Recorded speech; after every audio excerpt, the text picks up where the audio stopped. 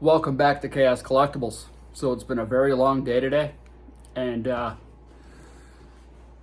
started working on those figures that Oliver ended up sending me, and I got one of them done. I just have to seal it, and the thing took me probably about 7 hours to do, if not a little bit longer. So as soon as I got home from work today, I started cranking this thing out. I don't think I'm going to have time this weekend though to finish the other one. But before we get started, I just want to show you this head right here. So that is the punch out head right there. Of course, it's the alternate because he does have two heads. So I think it turned out pretty good.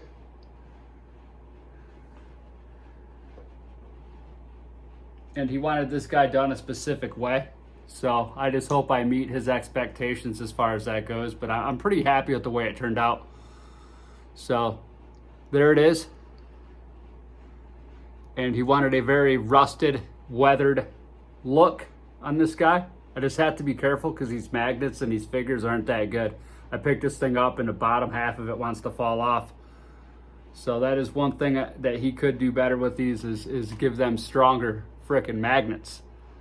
But I will take you through the step-by-step on what I did with this guy to make him come out the way that he did. So I experimented with a couple different things, and skin tones for darker individuals is a little tougher because they're harder to find. I've looked all over. I even bought a pack of new skin tones that was Barbarian, and it looked like it was going to be pretty dark, but it's not that dark.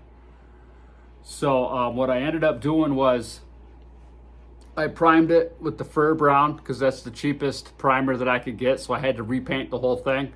And then I just kind of went over it with the Beastly Brown, and I was like, I don't like the way that looks. So body, I'm talking. I think I did one of the heads that color. So then I went over it with what's called the Chocolate Brown. I was like, all right, that's pretty good. But I got the body all done, and everything else is so dark because I did this black right here, the armor part black, and I was like, this is just too dark. This figure just looks washed out. So I painted the torso black after that. Painted it black, went over it with the Chocolate Brown, dry brushed, and then I dry brushed again with Beastly Brown. So there's several layers of brown paint on here, black paint, to get that skin tone to look the way it is. So it's black, Chocolate Brown, and then Beastly Brown. Almost out of Beastly Brown too. I had to order one. And to order them single paints, it's ridiculous what they cost, especially with shipping and stuff. So the armor, I went over the armor with black, and then I blotched it all over, leaving some black coming through, so it's not like I covered the whole thing, with what's called a dark rust. It's a really dark brown color. And then from there, I got another rust color. I forget what it's called, orange brown or something. And I got a piece of foam. Do I have a piece of foam? I don't have a piece of foam down here, but cut off a little piece of foam. And I got that dark brown orange color. And I just started to splat this all over with that to give it kind of the orange rustic look. And then from there,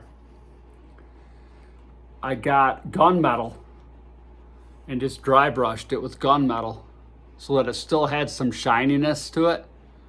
So I think it turned out okay. This is the first time I've ever done anything like this with any type of rust or anything like that, but it's how he wanted it. But I'm pretty happy with the way it turned out. And then I used like a dark blue color for the boots. Did the same thing with his face there. I don't know how well you can see it, but I did the same thing as I did with the body. And then I painted that eye red right there. So that's pretty much what I did to get this guy to turn out the way that he did.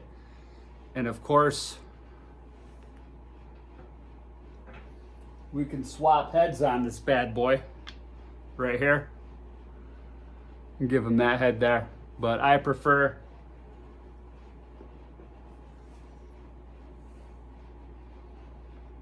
this head right here. So yeah, that's what I ended up doing with this figure here. So I think it turned out pretty good. Sometime over the next week or two, he's actually for this figure, painting this figure, he's gonna send me one once I send this back to him. So that's pretty cool. So I get to make one of these for myself.